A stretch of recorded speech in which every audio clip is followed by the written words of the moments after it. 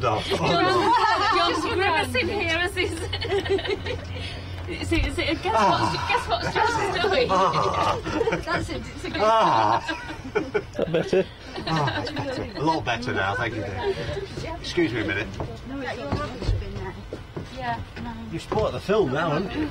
Look at this. Sorry. Oh, sorry. Real technical work you were doing.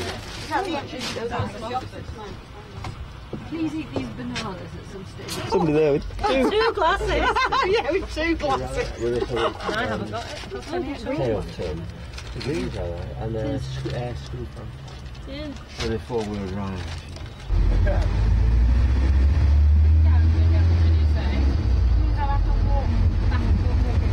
Yes. Yeah, so it's not working out of the going.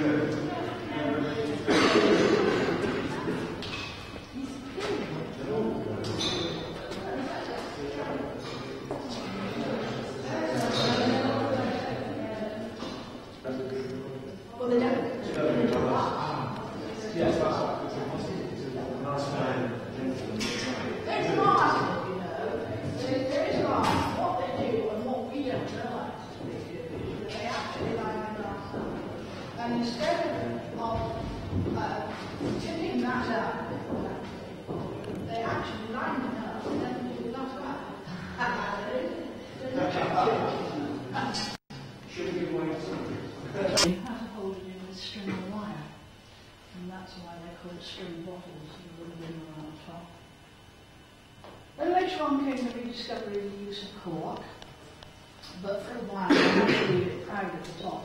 And this is when the necks got shorter and the capacity of the base got rather larger. Until somebody thoughtfully designed it. So they levied weight tax on the glass manufacturer. Then glasses began to get lighter, not only because of the weight tax, but also because the tastes have changed. But with it came this beautiful air twist. Because they were trying to... That's number 4. That's the coach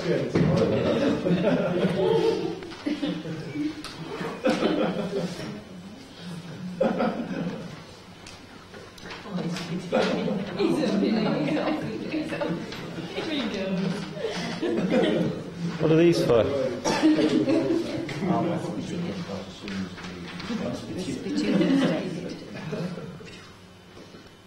So we've got 3 Chardonnays then, first of all, for the variety tasting. And we've got a white Burgundy, of course. This is from Louis Jardin, one of the very good Burgundy houses, and is consistently producing very good class wine.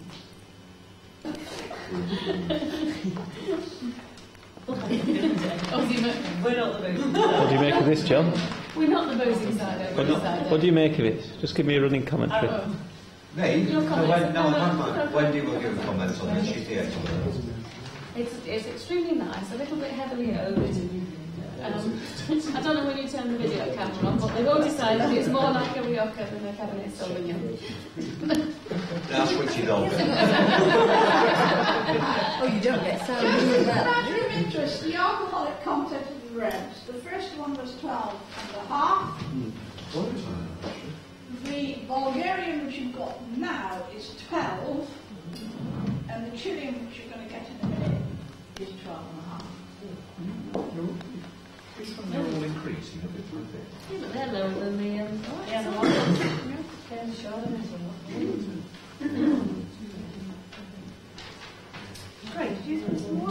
Have you actually got that on tape that Greg has actually thrown away? Or what? I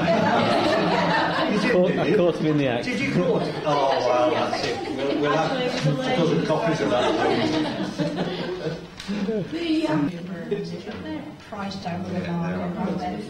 So I'm quite happy to settle for a rum. Yeah.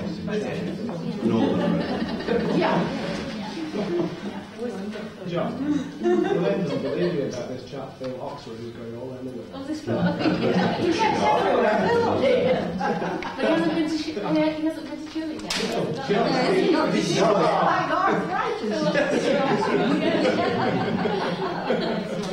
Greg, his son's going to Chile.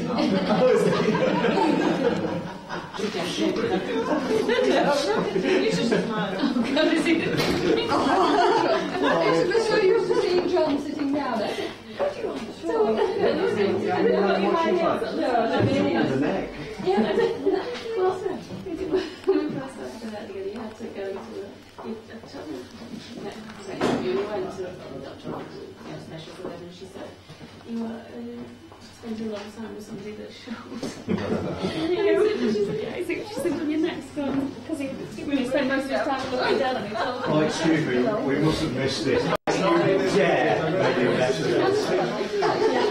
Wendy, don't mess with this over turn this way, please, Greg. I do not want to mess with this.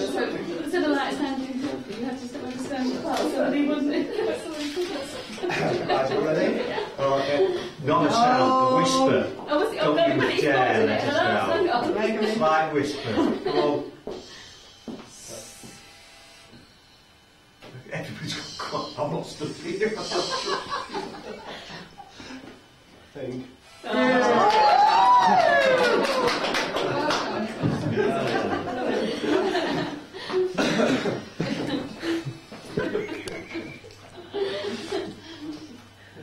Sorry if I just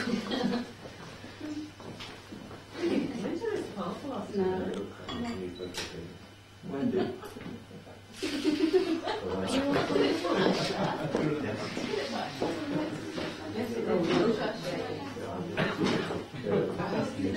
We're thoroughly enjoying it. Yeah. Not bad, is it? For about, what, £7, £8 a bottle. It's not bad at all, is it? So if you've got a celebration, you can have Very good. Take one. extra bottle or two. Yeah. Steve Aldridge. love the camera.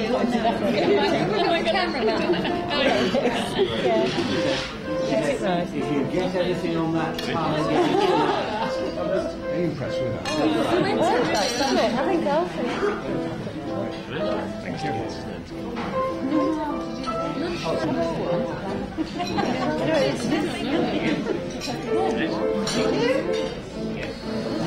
What are you doing? Easy to make, very easy to do. Yo like that. One corner to another. When you have that line, you turn them around, and you got these two corners together. See? You see? Together, turn them around again. And these two to the middle. That one to the middle. And you turn them around, you do the color. Very easy. It's very easy. That was so bad, not very good because so far away. Very easy. Yeah, we've been nice anyway. So, yeah, I enjoyed it.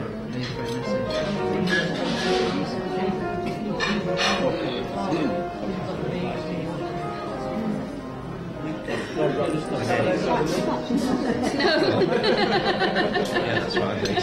Yeah. And that's anything else. Yeah, in this one.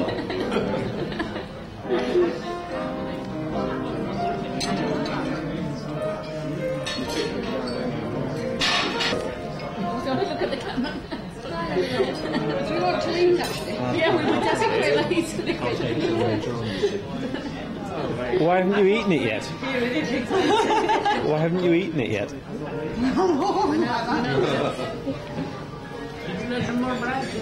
Yes, that's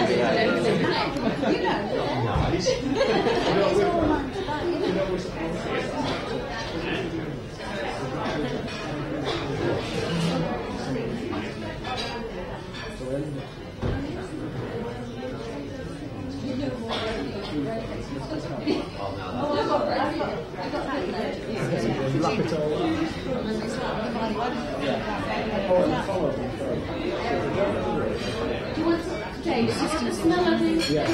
He's wondering if his mum. Would you like to just describe it? Just describe it to me.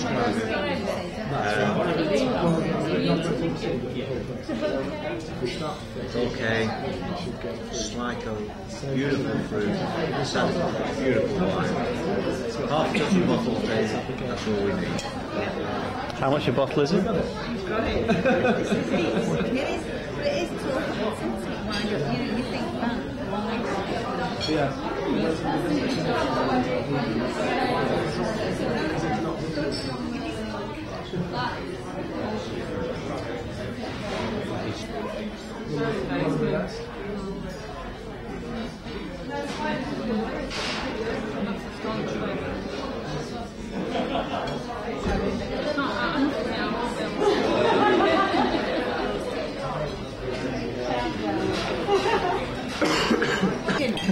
Can we start? Yes. How did we decide to That's what 1, we 2 and 3. decided. 3 different ones. Well, we wanted this fast and returns, but that was the £6 bottle, so we could only have, we could only have the 2 bottles of that. And then we were deciding David, between don't take the me close up, whatever you do. and the Wendy. I'm taking the wine. it was a Yes, cut the bone. 3 each, just go around the table. we just decided I like it, it has a wonderful You haven't got them all on there, they're not all on there. She's too young. Tell me all about the pigs No, again. too actually pigs. I've never seen pigs before in my life. And what weren't they doing? They weren't doing anything. They were sitting there. They were all sitting there peacefully asleep in their little pens. Was this me? No,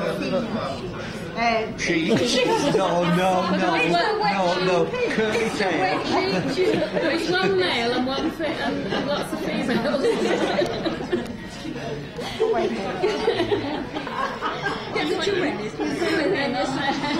In that direction. Robert's place. He's kind of that direction.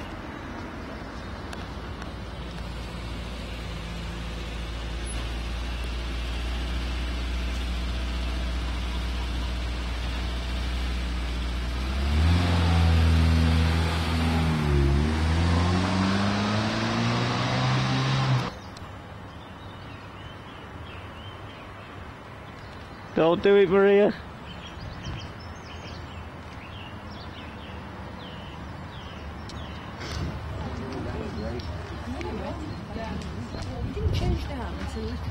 Grapes after lunch if you still have the energy.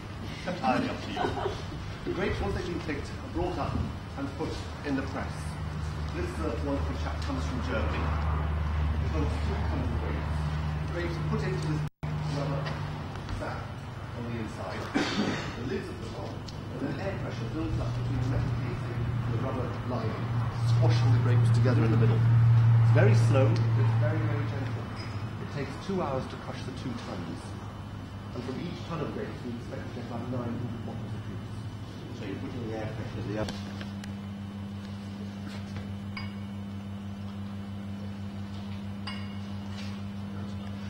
This chap is Madeleine Céval. So 2 grape varieties, Madeleine Angevine, and once again Céval Blanc. Slightly different flavours to the first one, possibly riper, the taste of riper fruit is the way I describe it. But Madeleine is going to becoming very, very popular, and we usually try and make a single varietal from it, just Madeleine Angevine. 93, and the wine very often is just being stored in the tanks until we are ready to do more with it. So it'll be wrapped off in here, filtration process will be done, and it will be taken down into the freezer for tartrate stabilization. Come across? Yes. That our fermentations in here take about 6 weeks. The winery is approximately 50 degrees all year round. And our logic for that is we are a cool climate. There is no point in bringing the grapes from great wonderful outdoors into here and warming it up. It won't do the flavour any good. And we would rather, one of the great things about English wines is that we can have these wonderful fruity characteristics. And we must emphasise those. So 6 weeks, it's long, but it's increasingly, I mean, even the French have begun to realise now that all the fermentations are possibly better, trying to speed it along, carry them along. But this is the wine made from last year's grapes. The grape picked last year, released at the same day, at the same time as that awful French stuff. Totally different. And last year we had a race from Tower Bridge to Paris with Bentleys, that some going on the train and some going on the plane. That is Madeleine Angevine, Huxelrebe, and there's some Wurtzer in there, and some.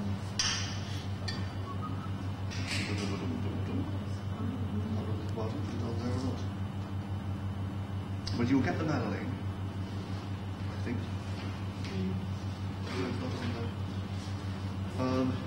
Madeleine, Huxelrebe, Wurtzer, and there's something else, 10% or so.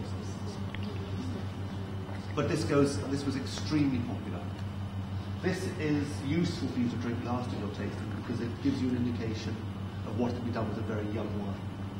It gives you an indication of what you could nearly achieve with the wines you've got upstairs today. Very fresh. Nearly a medium dry. The sparkling is petulance. Have you come across petulance yet? Yes. It upsets my tour guides enormously. Tell them about petulance. They say, oh yes, I know. And they open up a couple of bottles for a tour, and one fizzes at them a little bit, and they come running down to say it's no good. Because it's totally random. Some bottles will do it, some bottles won't do it, and some bottles do it more than others. This has been very, very well received. And we took it in our run to Paris. We went around, we took several members of the media with us. Anything for a bottle of wine, particularly. And anything for a bad story, because they carried a few bottles around Paris and gave them to Parisians and said, what is it? They said, it's from Alsace, of course. Nobody realised. Yeah, that's right. It was in most of the newspapers. We got a lot of publicity this year. And they were most upset because they were trying to get somebody to say it's rubbish. And nobody said it was rubbish, which is lovely. We were delighted. It's very easy to drink. It's very easy to get on with. Really, I mean, this sort of session is for you, really. So I don't know what you would like to get out of it.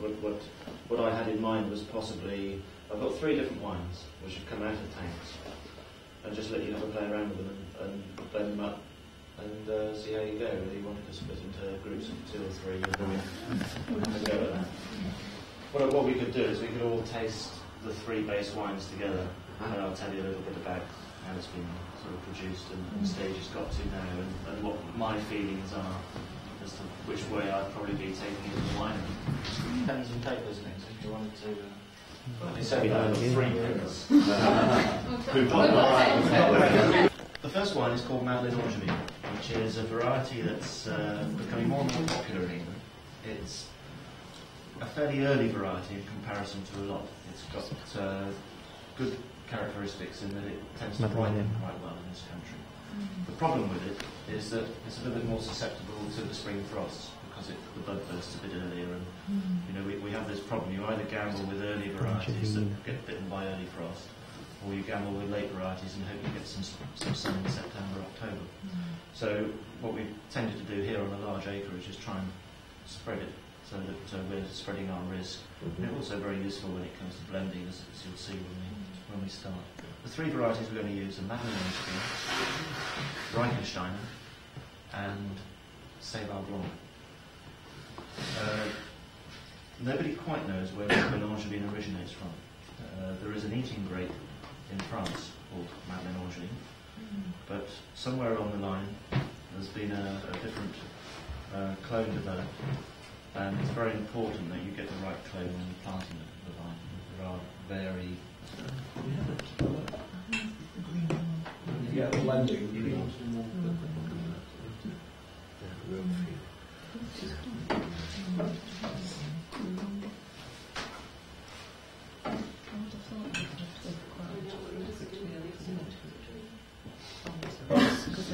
They're all right tasting it, but don't swallow too much. It's probably a bust. But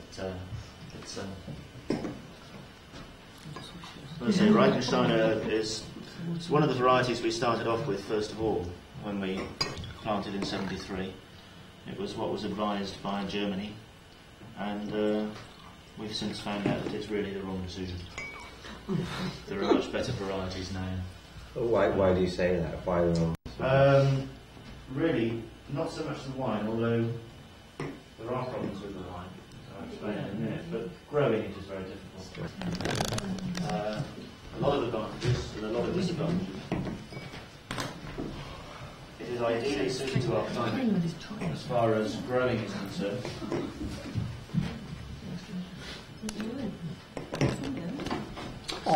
It's what's called an interspecific cross, or a hybrid, as we tend to call it.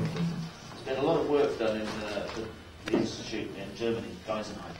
They're producing new varieties all the time, breaking boundaries of growing, really, and extending the areas in which you can grow grapes. The French are very against this. The Germans are very for it. So it's a little bit of dispute in Europe at the moment. The disadvantage of Seyval is it doesn't clear as well as others. It does tend to take a little bit more filtering. As far as growing goes, this will overcrop if you let it. It is capable of doing 10 tons to the acre if you let it. So you've got to do pruning well to control it. And we also have to go through and pull a few grapes off when we need to as well. So we'll be trying to keep this down to 4 or 5 tons to the acre. And we need... Come on, David, are you the mathematician? No, I'm not a mathematician. Are you? Maths degree. I'll give you a set of time. Would you like to just describe to me exactly how you go about this? You pour at random. Make sure you have a heavy cold. Because we've got colds. Speak for yourself. Personally, 4 pliers will buy this off for you. Okay. Are we going to try?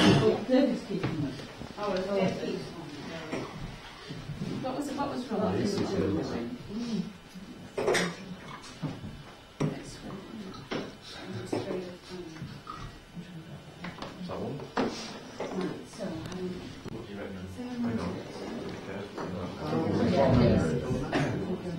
Well, I think one example of how not to do science is to vary everything.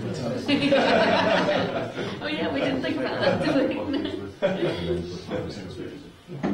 There's no way it's completely random.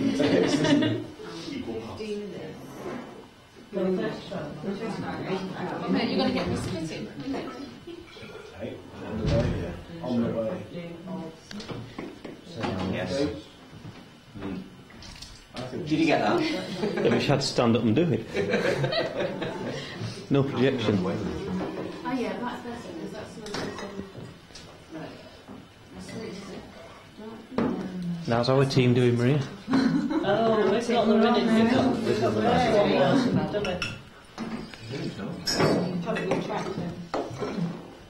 Going to pages. How much you want to And the blue team? There are.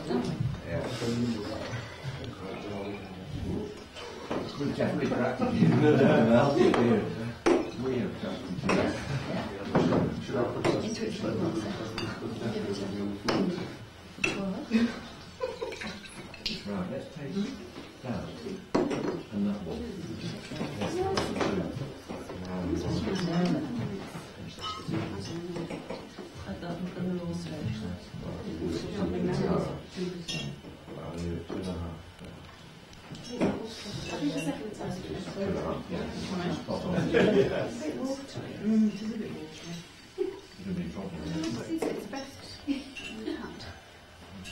Okay.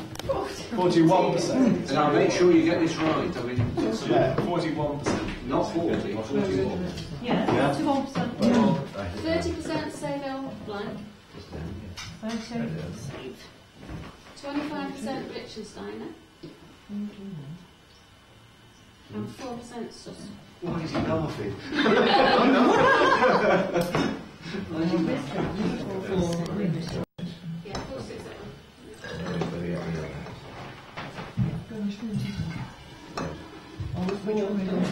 We'll do this one. There we are.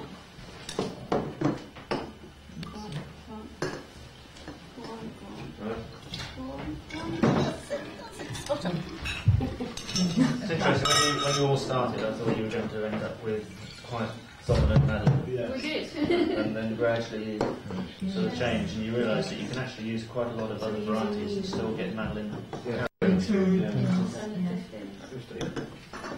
Is it? 40% Madeline, 20. Yeah. I think you were a bit short on the Reichenstein. 20 and 47. And just 2.5% sugar. Sorry, what did you have? 40? 40, 20, 40. 40 Madeline. Madeline, 20 Yes. what? Reichenstein. 20 Reichenstein. And 47. 47. Just 2.5 sugar. 2.5? Can't say 2.5. He's got to be in. Oh my God!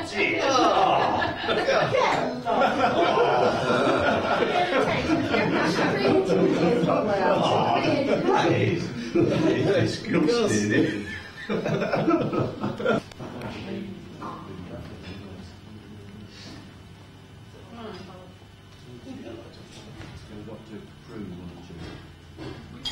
What we do to prove it? They hand out the secateurs and you go out and give them the secateurs and we walk out. You do a row each. Yes. So you know what it is. And then you have it.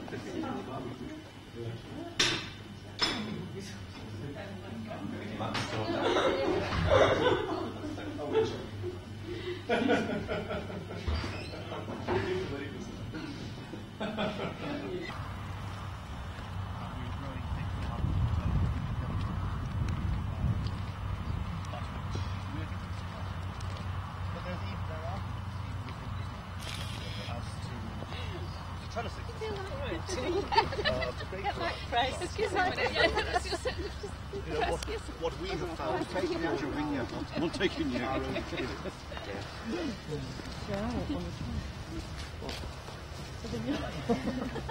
We have. We're not going to see any of the other kind of big difference here, but we see the system called Geneva double curtain. You can see there the two wires running parallel. The vines grow up in the centre to a supporting wire. Then they branch out. These chaps are still young, and they will come onto here, and they'll be trained along. What's the training? Well, this is Geneva double curtain. It's called. There are all sorts of different systems. We've been telling you, you just didn't believe us. Well, I did say this was optional. Grow roses to attract the bees if we're doing France or not? No. You don't put them at the end of the rose? No. Some areas. We can't stop it in the south of Australia. We don't use the bees for pollination. All our pollination is wood. But the thing with the rose... Oh, right, the No remains. feature distillery. Oh, great. So excited, look. Oh, flies Now, everywhere. hey, look at this. Oh, now feelings really friable. It goes absolutely bone dry and blows away. Oh, right. And we thought about bagging it up and selling it to the public as a wonderful soil improver. Yeah. Thought they might get a bit upset when they put it in their Blew away. garden. Strong wind and it had gone.